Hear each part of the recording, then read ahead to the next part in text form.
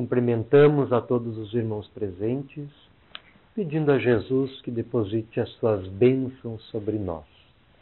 Após ter publicado em 1857 o Livro dos Espíritos e em 1861 o Livro dos Médiuns, no ano de 1864, Allan Kardec, codificador da doutrina espírita, nos brinda com a publicação de uma obra extraordinária, o Evangelho segundo o Espiritismo. E ele escreve da seguinte forma, no primeiro item da introdução: podem dividir-se em 5 partes as matérias contidas no Evangelho: os atos comuns da vida do Cristo, os milagres, as predições, as palavras que foram tomadas pela Igreja para fundamento de seus dogmas e o ensino moral. Segue afirmando Kardec. Sobre as 4 primeiras, houve objeto de controvérsia a respeito das mesmas. Em relação à última, o ensino moral, o mesmo conservou-se constantemente inatacável. E segue mais além, no item, explicando que as inúmeras seitas cristãs geralmente se apegaram mais à parte mística e dogmática da doutrina cristã do que à parte moral, por esta ser mais difícil, em função de exigir a reforma interior do indivíduo. E coloca que, em torno dos ensinos morais do Cristo, todas as crenças, todas as religiões podem se alojar, podem se estabelecer, podem se inspirar, uma vez que ele nos apresenta um código que é atemporal, por refletir a sabedoria maior. O Evangelho do Cristo é, na verdade, a resposta do céu às inquietações terrenas, a fim de que consigamos compreender o que nós somos, de onde nós viemos, para onde nós estamos indo. A palavra Evangelho, segundo as suas matrizes, as suas origens gregas, quer dizer boa nova, uma boa notícia. E o Cristo empregava essa expressão, dizendo que a doutrina que ele trazia era justamente uma mensagem celeste, era uma boa nova que esclarecia a essência espiritual do ser e propunha um caminho que, se trilhado adequadamente, ajudaria o ser na conquista da sua paz, da sua felicidade, da sua realização, tanto nesta quanto na outra vida. Então, a doutrina do Cristo, o Evangelho de Jesus, apoia-se basicamente na ideia de que nós somos espíritos imortais, e todo o seu Evangelho gira em torno desse princípio. Jamais podemos esquecer que o Cristo, no momento mais crítico do seu périplo terreno, da sua passagem pela terra, após a crucificação, surge dos umbrais da morte, das sombras da morte, demonstrando vida esplendorosa, resplandecente, em manifestação mediúnica surpreendente à visão estarrecida dos seus apóstolos. Então o Cristo vem, após a morte, através da sua ressurreição espiritual, manifestar-se aos apóstolos, aos discípulos, a fim de evidenciar a imortalidade do ser, na qual ele apoiava a boa nova de esperança que ele trazia para a renovação do ser. Mas se o Evangelho segundo o Espiritismo apoia-se com exclusividade nos ensinamentos morais do Cristo. Esse é o objetivo do Evangelho segundo o Espiritismo. Allan Kardec escreve isso na introdução da obra, no primeiro item. O objetivo exclusivo desta obra, o Evangelho segundo o Espiritismo, é tratar da parte moral dos ensinamentos do Cristo. É importante nós compreendermos o que é moral, segundo o entendimento do codificador, como Kardec entendia a moral. E no Livro dos Espíritos há duas questões muito interessantes. Lá na terceira parte, que trata das leis morais, no primeiro capítulo, que trata da lei divina ou lei natural, da lei de Deus. E Kardec pergunta aos espíritos, na questão 629, que definição se pode dar da moral? O que é moral? No entendimento dos espíritos, Kardec quer saber. E os espíritos respondem: a moral é a regra de bem proceder, isto é, de distinguir o bem do mal. Funda-se na observância da lei de Deus. O homem procede bem quando tudo faz pelo bem de todos, porque então cumpre a lei de Deus. Então, os espíritos entendem a moral desta forma, como sendo uma regra de bom procedimento, atuando de acordo com os propósitos divinos, estatuídos por Deus em suas leis. E é sempre oportuno lembrar onde Deus escreveu as suas leis. São os próprios Espíritos que nos esclarecem na questão 621. A lei de Deus está na consciência. A lei de Deus está na nossa intimidade. A lei de Deus está dentro de nós. Então, para conhecer Deus através da sua lei, é indispensável o autoconhecimento. A questão seguinte, número 630, pergunta o seguinte: como se pode distinguir o bem do mal? Os espíritos respondem: o bem é tudo que é conforme à lei de Deus. O mal, tudo que lhe é contrário. Assim, fazer o bem é proceder de acordo com a lei de Deus. Fazer o mal é infringi-la. Então, o propósito da nossa vida deve ser este: procurar compreender Deus através das suas leis, aplicando-as no nosso dia a dia. É claro que o nosso conhecimento dessas leis é relativo ao grau em que estagiam as nossas consciências. Quanto mais avançadas, quanto mais despertas a nossa consciência, o nosso eu espiritual, maior o nosso entendimento das divinas leis. Então, esse entendimento é relativo ao grau do nosso desenvolvimento interior.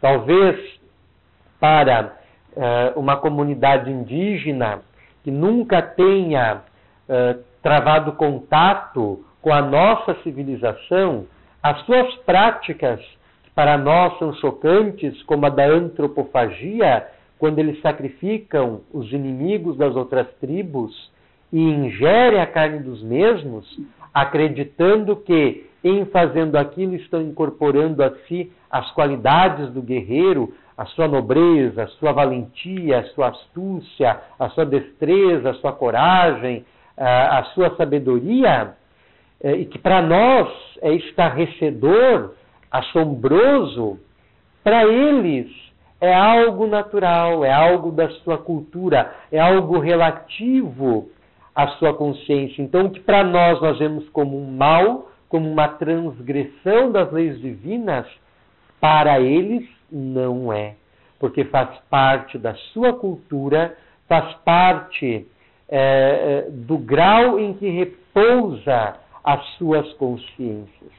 Então, o entendimento das leis divinas, repetimos, é dotado de relatividade, dependendo do entendimento da consciência que nós temos. Nesse sentido, é fundamental que nós façamos a instituição em nossos lares da prática do Evangelho no lar. porque o Evangelho no Lar é um curso de autodescobrimento, é um curso de autoiluminação que nós fazemos geralmente, hebdomadariamente, uma vez por semana, em nossos lares, onde os nossos mentores espirituais vêm em nosso auxílio, vêm em nosso socorro, nos intuindo na aprendizagem daquelas lições que nos são necessárias. Inúmeras pessoas que são dotadas de vidência e clarividência e podem enxergar o que acontece na espiritualidade em nosso entorno, narram que, no momento que nós pegamos o Evangelho no lar, o Evangelho, para abri-lo ao acaso e selecionarmos o trecho para ser feita a leitura, muitas vezes há um espírito ao nosso lado, o nosso protetor, o responsável pelos trabalhos, que está sustentando as nossas mãos e nos guiando através de processos inconscientes que nós não registramos, a página que nós precisamos ler e que casa, fecha exatamente com os problemas que nós estamos enfrentando, com as lições que nós precisamos aprender, que nós precisamos assimilar. Então, é essencial que nós façamos a instituição em nossos lares do culto do Evangelho no lar, a fim de conseguirmos nos iluminarmos através desse socorro celeste que nos chega em nossas casas, através dessa prática tão simples e tão conhecida, tão propalada nos meios espíritas. O exercício do Evangelho no lar, ele constitui um auxílio para a nossa aprendizagem das lições do Cristo, para a aprendizagem do ensino moral de que fala Kardec e que é essencial para a nossa reforma interior. É indispensável para a nossa melhoria, já que nós estamos na Terra para atender esta finalidade. Cada um de nós reencarnou no meio específico a fim de aprender determinada lição. E às vezes, mergulhado no oceano das ilusões como nós nos encontramos, somos presunçosos a tal ponto de acreditar que nós estamos aqui para ajudar os outros, para melhorar o mundo, para salvar a Terra até mesmo. Alguns assim o pensam. Quando não nos damos conta que nós viemos para cá no meio específico, adequado às nossas necessidades, para solucionar alguns problemas de ordem interior. Uma mágoa, um ressentimento, uma timidez, um medo, uma inquietação, uma melancolia, um sofrimento moral, um sentimento de ódio, de vingança, etc. E provavelmente já tenhamos encarnado várias vezes na Terra para conseguir solucionar aquele problema e não conseguimos. Não conseguimos porque se estabeleceu um hábito. E quando se forma um hábito, ele exerce uma grande influência, uma poderosa influência sobre nós, que é difícil de ser quebrada, é difícil de ser vencida. Se nós fizéssemos uma regressão, que o Espiritismo não recomenda, deixa, é claro, aqueles que o desejam a livre opção de fazê-lo, recomendando, é claro, que se busque os profissionais competentes para semelhante realização. Mas se nós fizéssemos uma regressão e identificássemos 2, 3, 4 existências, de forma impressionante, nós constataríamos alguns elementos de ligação em todas essas existências. Muitas vezes é um medo. A gente tem um determinado medo que a gente não consegue explicar e isso nos incomoda a tal ponto de se transformar num conflito psicológico de difícil equação. E se nós formos, né, fazer a regressão, nós vamos constatar a presença desse medo em várias encarnações, nas quais nós fracassamos em nossas tentativas de vencê-lo, de solucioná-lo, de resolvê-lo. E viemos novamente para conseguir trabalhá-lo. Então, é por demais importante que nós nos conscientizemos disso. Nós estamos aqui para fazer um trabalho interior, para trabalhar o nosso psiquismo, para trabalhar a nossa alma, para trabalhar o nosso ser espiritual, no que apresenta de desarmonia, no que apresenta de conflitos, no que apresenta de problemático. E, para tanto, o culto do Evangelho no lar é indispensável. O espírito André Luiz, nas suas coleções, que começa com o Nosso Lar e segue até E a Vida Continua, inúmeras dessas obras, que totalizam 16, sublinha a importância do culto doméstico do Evangelho. Todos aqui já leram o Nosso Lar? Todos já leram? Quem não fez a leitura ainda, recomenda-se, porque é uma obra de simples e fácil entendimento, e dos romances espíritas é um dos mais impressionantes, porque traz um embasamento doutrinário muito grande, que outras obras da mesma categoria, romances espíritas, não o trazem. Então é sempre bom recomendar que se priorize a leitura dos romances mediúnicos recebidos pelo médium Chico Xavier, a começar pelos recebidos psicografados pelo Espírito Emmanuel, há 2000 anos, 50 anos depois, Ave Cristo, Paulo Estevão, Renúncia, e continuando por essa coleção do André Luiz.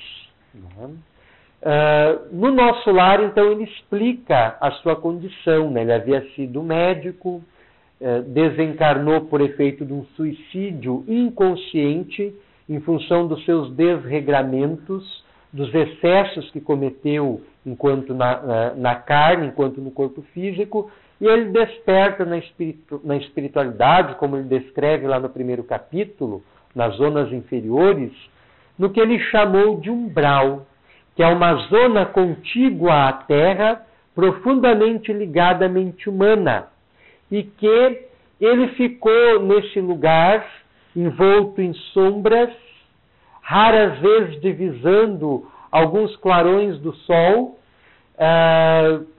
durante cerca de 8 anos, quando ele consegue cair em si, lembrar que deveria haver um autor para a vida, e começa a orar. E quando ele ora, quase que por encanto se dissipa as sombras, e ele vê um mensageiro espiritual vindo ao seu encontro, que era o Espírito Clarencio, um dos ministros de Nosso Lar, responsáveis pelo ministério do auxílio, né, e que por intercessão da mãe de André Luiz, que já havia desencarnado há muitos anos, e em função dos seus sacrifícios, das suas doação no lar, a família principalmente, atingiram um plano consciencial muito mais elevado. E de lá ela trabalhava pelo seu filho, que já estava há 8 anos no umbral. E devido à sua intercessão junto ao Nosso Lar, com o nome de uma colônia espiritual, através do Espírito Clarencio, ela consegue socorrer o seu filho. Observe o amor maternal, ultrapassando as barreiras, inclusive da morte, para fazer-se presente na penúria espiritual de um filho que não soube seguir as lições maternas. E André Luiz, então, inicia suas experiências no Nosso Lar, que ele descreve nesta obra, e que numa obra seguinte, Os Mensageiros, que complementa o Nosso Lar, ele vai descrever a sua saída do nosso lar, em uma semana de experiência, até a crosta terrestre. Então ele vem descendo do nosso lar fica sob a atmosfera fluminense, sobre o Rio de Janeiro, está diretamente ligada ao que acontece lá, né? Assim como aqui nós temos outras colônias espirituais sobre a nossa atmosfera, né? Em diferentes níveis de vibração, e das quais nós procedemos, das quais nós viemos.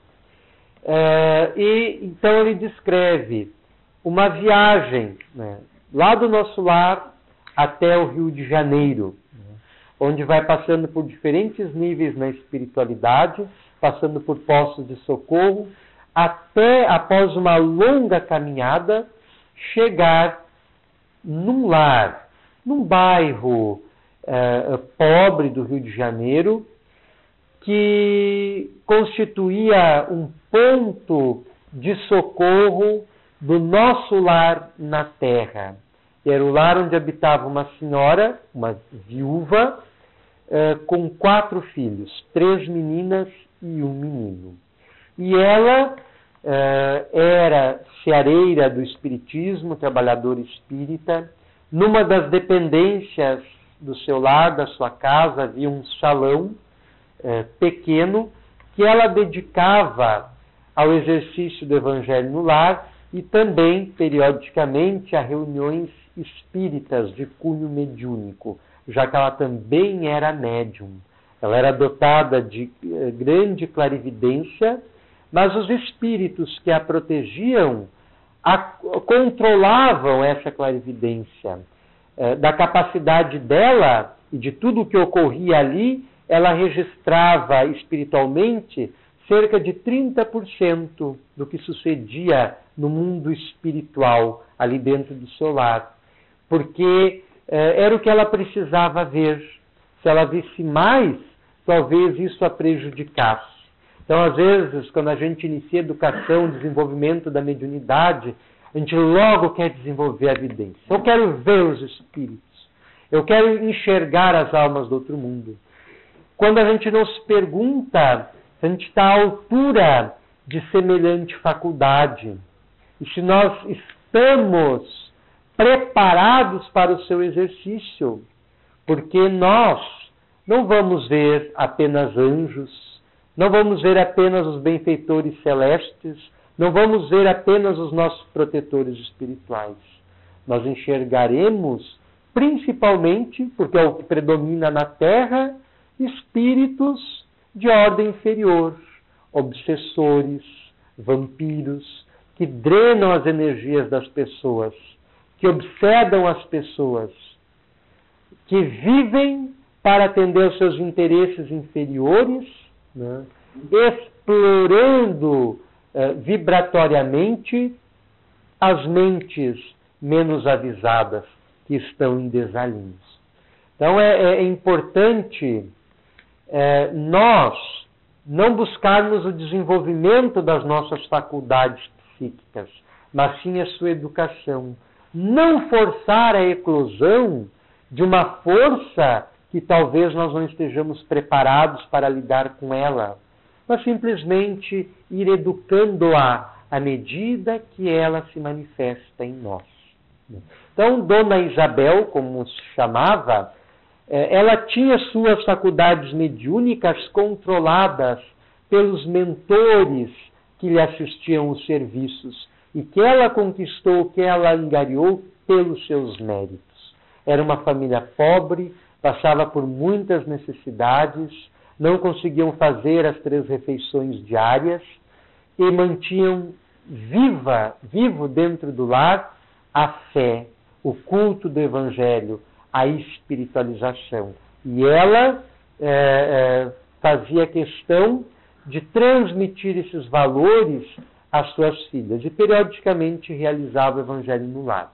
E tamanha era a fé, tamanha era a luz que irradiava de Dona Isabel, do ser espiritual de Dona Isabel, que naquele lar, como já dissemos, se estabeleceu um posto de socorro na terra do mundo espiritual, em particular do nosso lar. Então, todos os espíritos que vinham com missões para a Terra, lá do nosso lar, passavam pelo posto de socorro de Dona Isabel ou de outros lares, com as mesmas características, a fim de se refazerem, para a partir dali irem para as suas missões, que são as mais variadas: socorrer pessoas que estão num processo obsessivo, socorrer pessoas doentes, socorrer pessoas que estão vítimas da drogadição, atender pessoas que estão desencarnando. Então, existem turmas de espíritos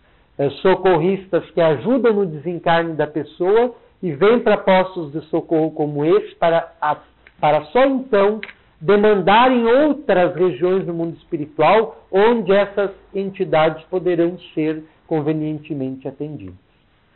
Então, André Luiz, nos Mensageiros, ele vai descrevendo um culto do Evangelho no Lar feito na casa de Dona Isabel. Então, ali narra que ela pegou não o Evangelho segundo o Espiritismo, mas a própria Bíblia. E, quando ela foi abrir por acaso, um mentor, nem era o protetor espiritual da casa, que era o marido dela, que já havia desencarnado.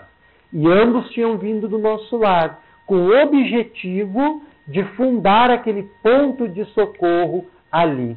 E ele demandou a espiritualidade, mas continuou ao lado da esposa, auxiliando-a na tarefa, dando-lhe forças, dando-lhe apoio. E ela registrava a presença dele pela sua mediunidade. Mas o mentor de ordem mais elevada abeirou-se dela, né, pôs a sua destra sobre o seu encéfalo e passou a coordená-la a partir daí. Semelhantemente ao processo psicofônico, né, a incorporação, mas através dos canais invisíveis da intuição, da inspiração. Então, com essa interferência espiritual, a toma da Bíblia abre-a ao acaso, mas era o Espírito que estava selecionando o trecho que ele desejava que fosse lido, para que fosse feita a interpretação. E abre lá no Evangelho de Mateus, num trecho onde é apresentada uma parábola de Jesus, que compara o reino de Deus a uma semente de mostarda, que é minúscula, e que, em sendo semeada, desenvolveu-se, né? Frutificou. E, após a leitura desta parábola, este mentor passa a inspirá-la, e ela, interpretando, decodificando a onda mental do espírito, passa a externar para os filhos o entendimento daquela parábola evangélica. E ali, o mentor espiritual que acompanhava André Luiz nessa viagem, Aniceto, explica para o André Luiz que os espíritos desencarnados que estavam ali, e que eram dezenas, que estivessem em condições conscienciais de ouvir o espírito, conseguiriam ler-lhe o pensamento, visualizar-lhe diretamente o pensamento. Os de baixa condição ouviriam a interpretação evangélica a partir da fala da Dona Isabel. Então, observe a importância das nossas reuniões espíritas como esta, das nossas reuniões espíritas de caráter mediúnico. Embora muitas vezes sejam poucos os encarnados presentes, os desencarnados são centenas, às vezes milhares. Certamente os mentores desta casa já esclareceram que as barreiras magnéticas deste ambiente extrapolam em muitos metros as barreiras físicas desta casa de oração, de modo a abrigar a tamanha demanda, o tamanho número de espíritos que aqui acorrem para se esclarecer, para serem socorridos, para serem auxiliados.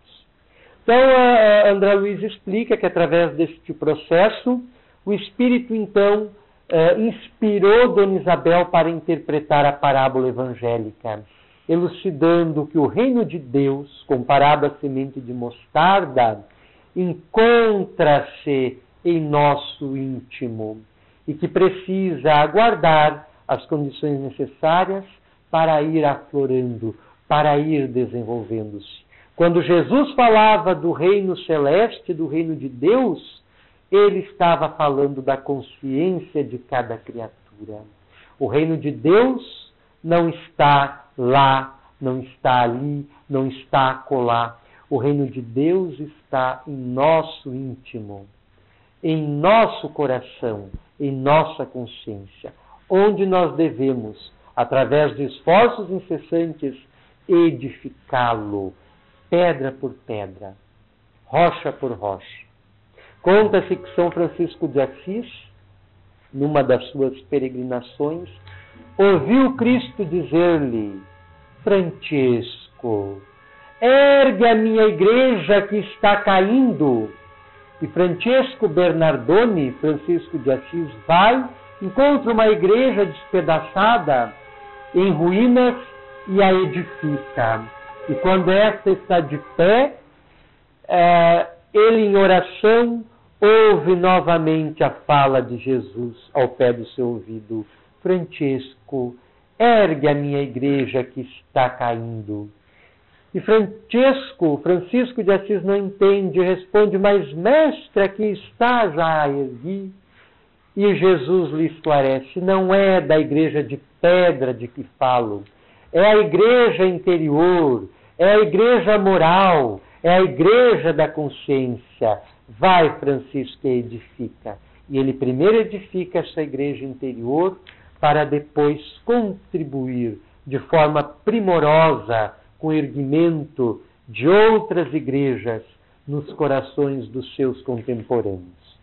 Então, o reino de Deus, ele nasce a partir do nosso íntimo.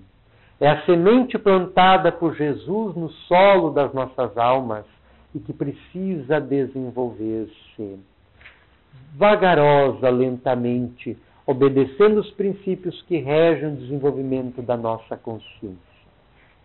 Algo que surpreendeu o André Luiz na casa de Dona Isabel é que quando ele aproximou-se do seu lar, ele não pôde entrar, porque haviam barreiras magnéticas que protegiam aquele ambiente, oriundas da oração, do pensamento positivo, das leituras edificantes, do trabalho caritativo que lá no seu interior era feito.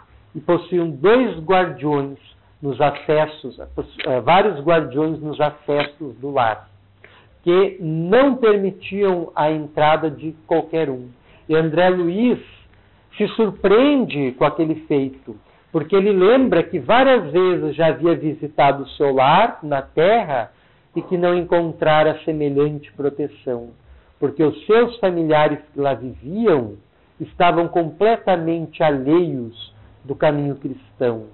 Não oravam, não cultuavam dentro de si Deus, Jesus, não oravam e vigiavam como ensinava Jesus, não praticavam boas obras, estavam carentes de proteção espiritual.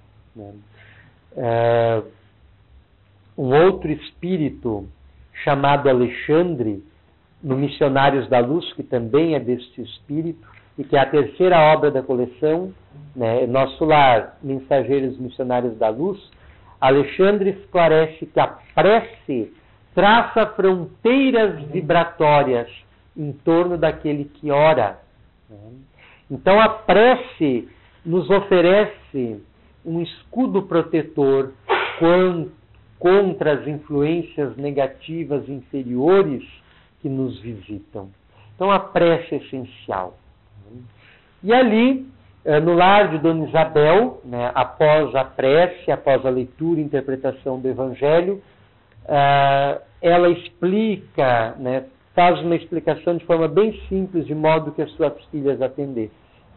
Todas as filhas eram dotadas de uma luminosidade semelhante à da mãe, Mas o menino, narra André Luiz, não possuía essa luminosidade, porque ele havia provindo das regiões umbralinas. Todas as meninas haviam vindo junto com um casal do nosso lar, mas ele não. E quando Dona Isabel chama os filhos para fazer o culto no lar, elas atendem com satisfação e alegria. Ele atende não com quem vai de boa vontade, mas sim como quem obedece. E fica refratário a tudo aquilo que está acontecendo, sem entender o objetivo daquilo. Quantos familiares nossos, quando nós conseguimos estabelecer a prática do Evangelho em nossos lares, não apresentam a mesma conduta. E nós já esmorecemos, já é motivo de conflito, já desistimos de fazer o Evangelho no lar. E erramos com isso. Joana de Ângeles diz o seguinte: não grite contra as trevas, acenda uma luz. E o Evangelho no lar não pode ser motivo de escândalo, motivo de conflito, motivo de desarmonia em nosso lar. Se os nossos familiares não nos acompanham, por não esposar os mesmos ideais que nós, façamos nós o Evangelho. Já estaremos protegendo todos aqueles que estarão sob a influência da nossa prece, da nossa leitura edificante e dos espíritos que vêm ao nosso encontro participar daquele momento. Verdadeira comunhão de luz, onde céu e terra se tocam através da oração e através do exercício do Evangelho no lar. Conta-se que Chico Xavier, quando estava recém convertendo-se ao Espiritismo, compreendendo melhor o que é o Espiritismo, no seio de um lar onde ele começa a fundar uma instituição cristã, que ele fazia leituras e palestras para salões vazios. E as pessoas que passavam por aquela casa, vindo às janelas abertas, e viam o famoso médium, que na época era um personagem apagado, falando sozinho, passavam para o outro, né? E diziam que ele estava ficando biruta, estava ficando louco. Mas ele via a multidão dos espíritos que estavam ali presentes. E jamais deixou de fazer a leitura do Evangelho, a sua interpretação, mesmo se não houvesse ninguém para fazer o Evangelho com ele.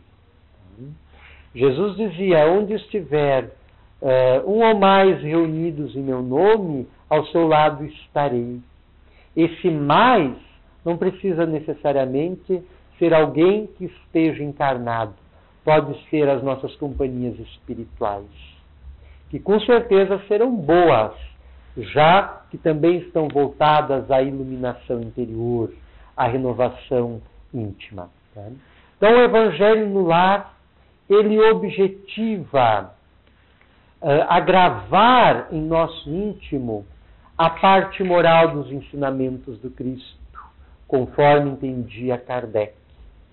E cada leitura que nós fazemos, e observemos que às vezes cai na mesma página várias vezes, e isso não é por acaso, nós temos que nos perguntar por quê. E voltar durante a semana a ler aquele episódio, refletir sobre ele, ruminar sobre ele, tentando compreender qual é a lição que nós temos que extrair daquela página.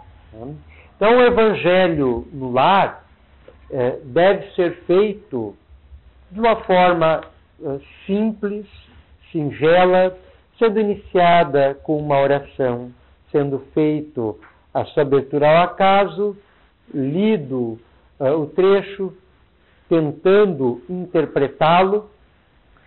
Se é feito com mais pessoas, fazer uma breve discussão, um breve comentário, tentando entender no que aquela mensagem pode auxiliar a família, no que a família pode melhorar, no que a família pode transformar-se para melhor no contato com aquela mensagem.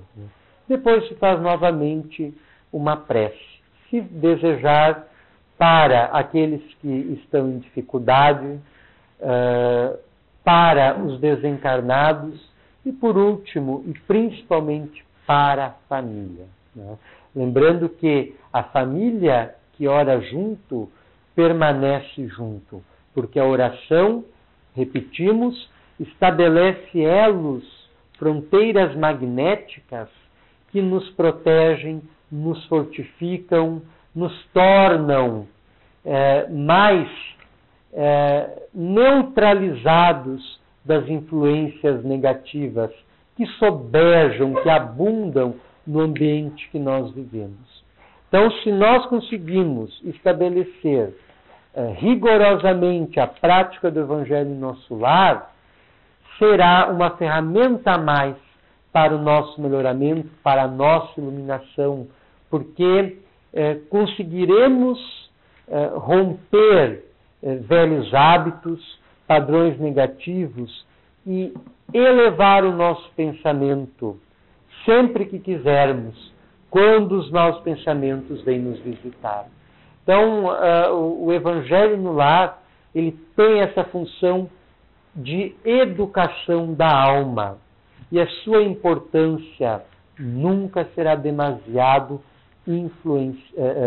sublinhada, né?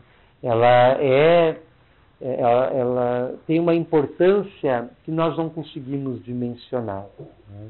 Que nós possamos transformar também os nossos lares em pousio para os bons espíritos, para os anjos do Senhor, de modo que venham, nos visitam e tragam as suas bênçãos, tragam as suas energias superiores, tragam os seus fluidos benéficos, que vão colaborar com o equilíbrio no ambiente doméstico, com a nossa saúde, com a nossa pacificação interior, com a nossa melhoria.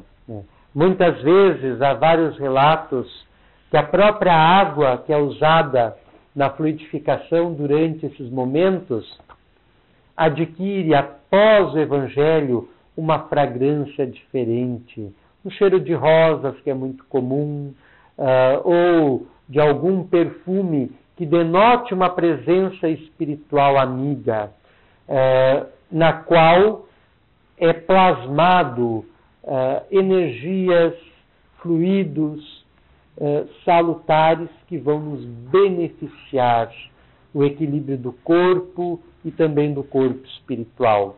Porque a água é uma substância, é a substância mais plástica que nós temos na Terra. Ela consegue absorver as irradiações da nossa mente, de qualquer mente, seja ela encarnada ou desencarnada.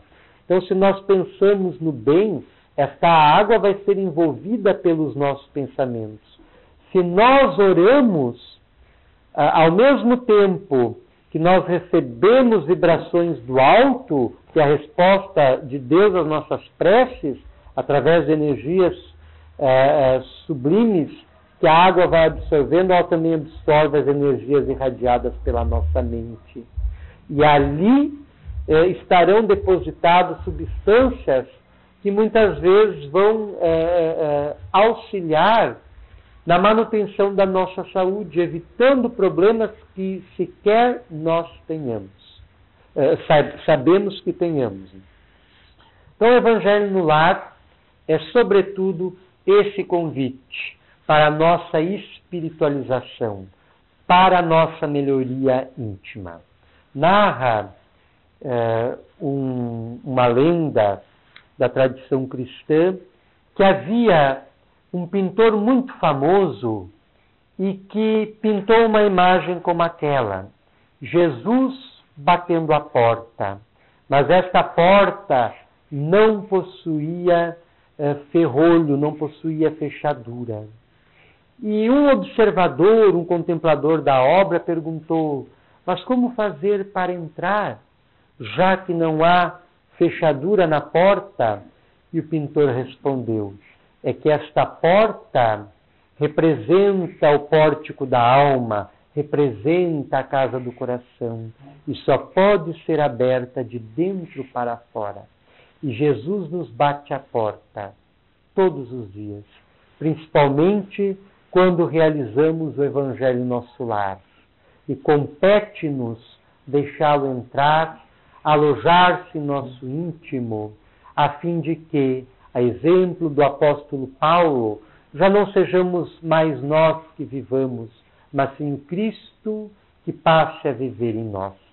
E gostaríamos de encerrar a nossa breve fala com uma mensagem do Espírito Joana de Ângeles, intitulada O Teu Cristo. Possuis recursos inimagináveis que estão em germe em tua alma, aguardando os teus estímulos. Por enquanto, sintonizas com as províncias de sombra por onde transitaste e já deverias ter te libertado da sua presença. Vês que outra, descobres toda a força que jaz em ti, aguardando. Jesus utilizou-se dos seus recursos para demonstrar a finalidade a que se destinavam. Acalmou os ventos e devolveu ao mar a sua tranquilidade. Liberou obsidiados e restituiu o equilíbrio aos obsessores. Sarou enfermidades e recuperou doentes da alma. Multiplicou pães e peixes e alimentou espíritos espaimados da verdade. Iluminou a terra e jamais se eclipsou. Possuis o Cristo interno, poderoso que é teu, mas o mantens manietado, preso, sem ensejar-lhe ação. Deixa-o espraiar-se através de ti. Ele é harmonia e tu estás desequilibrado. É amor e tu és carência. É claridade e tu és sombra, é vida, e tu te debates nos grilhões da morte. Com ele agindo por ti, terás força e decisão para te negares os pensamentos doentios que se transformam em tormentos de ações nefastas, porque o Cristo e tu és o mundo interior. Então Jesus está em nosso íntimo, e é importante nós darmos brechas nos nossos episódios diários, a fim de que o Cristo se manifeste e opere por nós o mesmo que ele operava na antiguidade através dos seus discípulos, porque tinham fé, mas fé verdadeira. Nós agradecemos a generosa atenção de todos e rogamos a Jesus, nosso sublime Mestre, que nos envolva em suas forças, em suas bênçãos, fazendo com que nos sintamos bem, com que nos sintamos melhores. Muito obrigado.